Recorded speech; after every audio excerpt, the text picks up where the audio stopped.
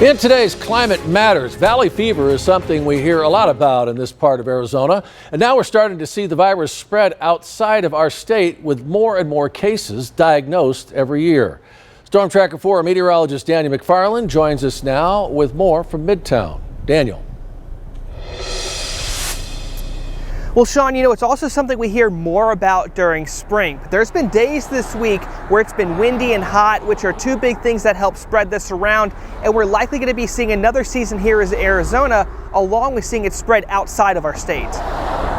Dr. Michael Sargent is a doctor who has practiced in both Arizona and New Mexico for many years. He said that Arizona has always been a hot spot for valley fever cases, but towards the end of his time in New Mexico, he began to see a lot more patients coming in with the illness. As we're seeing valley fever spread from what we always think of as sort of its endemic area of the southern San Joaquin Valley and sort of the Phoenix area, is spreading into New Mexico, into Nevada, into Utah. Valley fever is spreading, and that's not a contagious disease. That's a disease from the soil. Changes in the climate, such as less rain and stronger wind speeds, can cause the fungus that causes the disease to spread quickly. The warming temperatures in the surrounding states are also allowing that fungus to thrive and eventually infect those who live in those states as well. With cyclic rains and increased heat. So it's the reason it was in the southern San Joaquin Valley is because it's very hot there. And that's why it was always in southern Arizona.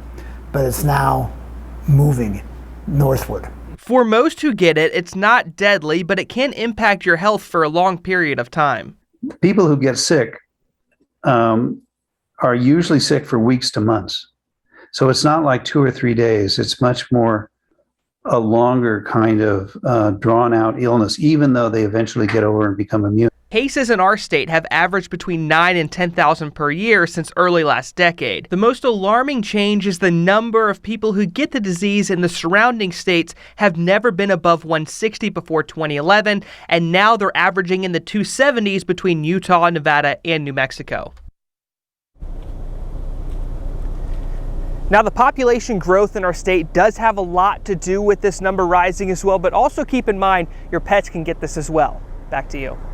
All right, a lot going on out